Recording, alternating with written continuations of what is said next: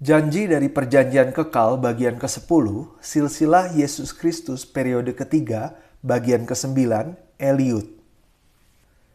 Silsilah di kitab Matius pasal 1 adalah miniatur dari seluruh sejarah penebusan yang mengandung perjanjian-perjanjian kekal Tuhan kepada umatnya yang digenapi di dalam Yesus Kristus.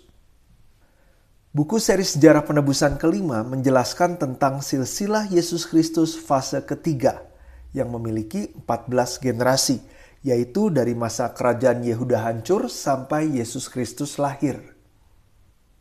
Saat kita mempelajari 14 generasi ini, kita akan menerima penyelenggaran sejarah penebusan Tuhan baik di zaman itu dan untuk kita semua hari ini. Hari ini kita akan lihat tokoh ke-9 dalam silsilah Yesus Kristus di fase ketiga ini, yaitu Eliud. Arti nama Eliud adalah Allah adalah kemuliaanku, Allah adalah keagunganku, kemegahanku. Eliud dalam bahasa Ibrani adalah gabungan dari dua kata. Yang pertama El yang artinya Allah, yang kedua Hod yang artinya sinar, keagungan, kemegahan, kemuliaan, semangat. Tidak ada catatan khusus mengenai Eliud, tapi dari arti nama Eliud dalam bahasa asli Ibrani yang memiliki arti Hod, yaitu kemuliaan, keagungan, ini dicatat 24 kali di Perjanjian Lama. Melalui ini kita bisa mendapat pelajaran-pelajaran penting dari nama Eliud ini. Yang pertama, nama Eliud menampakkan kemuliaan Allah. Kata Hod dalam nama Eliud dipakai untuk menampakkan kemuliaan Allah. Mazmur 8 ayat 2, Ya Tuhan, Tuhan kami, betapa mulianya namamu di seluruh bumi. Keagunganmu yang mengatasi langit dinyanyikan. Mazmur 148 ayat 13. Biarlah semuanya memuji-muji Tuhan, sebab hanya namanya yang tinggi luhur, keagungannya mengatasi bumi dan langit. Penulis Mazmur menyatakan bahwa kemuliaan Allah memenuhi seluruh alam semesta dan lebih cemerlang dibandingkan kemuliaan apapun di dunia. Dapat diduga bahwa Eliud hidup di zaman kekuasaan Yunani, di zaman intertestamental. Yunani yang sedang menguasai Yehuda ingin membuat Yehuda berada di bawah pengaruh Helenis atau budaya Yunani, sehingga menindas agama. Mereka tidak toleran terhadap agama Yahudi. Dengan menyelidiki arti nama Eliud di Alkitab, kemungkinan orang tua Eliud menamai anaknya dengan harapan agar di tengah-tengah kepedihan di zaman yang tidak dapat melakukan ibadah dengan baik di bait suci, anaknya ini bisa menampakkan kemuliaan Allah. Orang tua Eliud pastinya membesarkan Eliud untuk menjalani kehidupan yang memuliakan Allah sesuai arti namanya. Seperti apakah kehidupan yang dijalani hanya demi kemuliaan Allah?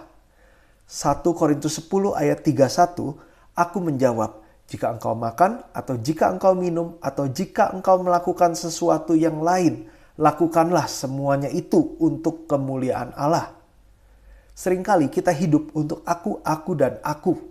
Kiranya melalui firman ini, kehidupan kita di dunia yang sementara ini, kita dapat hidup dan melakukan hal-hal apapun dengan memikirkan kemuliaan Allah dan menjalaninya untuk kemuliaan Allah.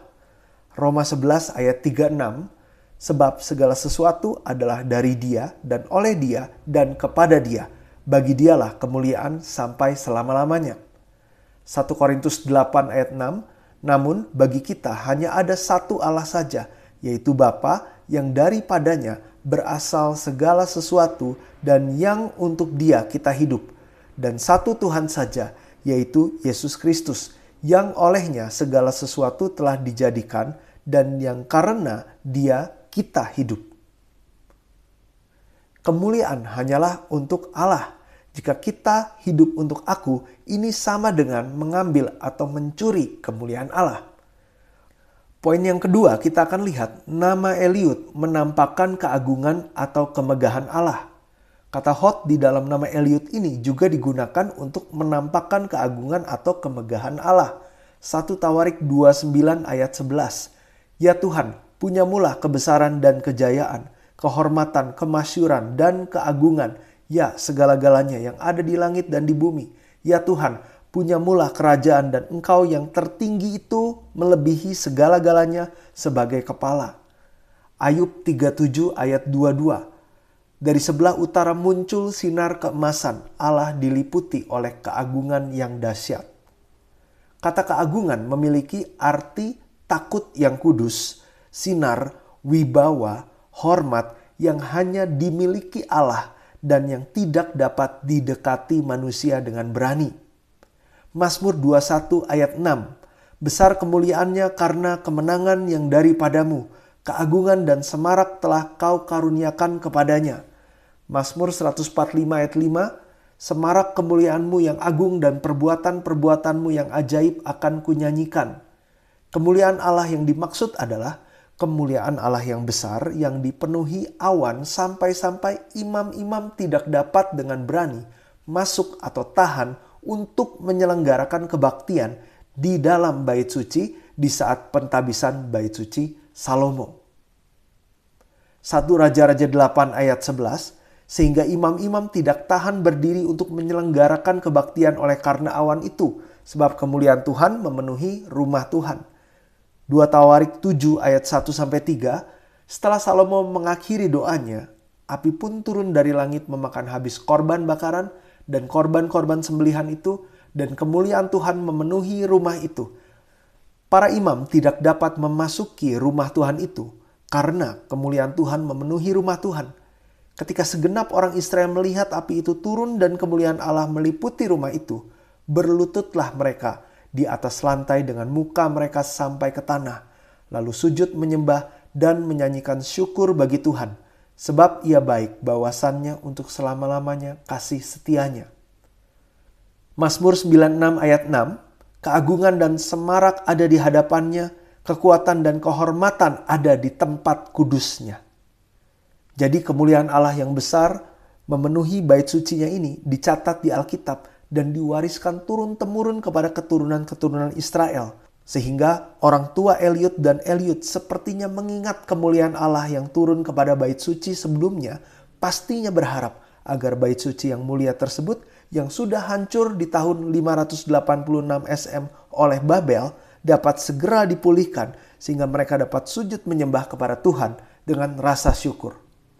Orang tua Eliud dan Eliud sepertinya adalah orang-orang yang hidup dengan berdiri tegap di hadapan wibawa dan kehormatan yang dahsyat dari Allah. Seperti apakah orang yang hidup dengan mengalami kemuliaan dan keagungan Allah? Setiap harinya hidupnya akan bersyukur dan memuji Tuhan. Inilah yang dilakukan oleh Daud. Mazmur 104 ayat 1. Pujilah Tuhan, hai jiwaku. Tuhan Allahku, Engkau sangat besar. Engkau yang berpakaian keagungan dan semarak. Daud menyatakan kemuliaan dan keagungan Allah. 1 Tawarik 29 ayat 10-13. Lalu Daud memuji Tuhan di depan mata segenap jemaah itu.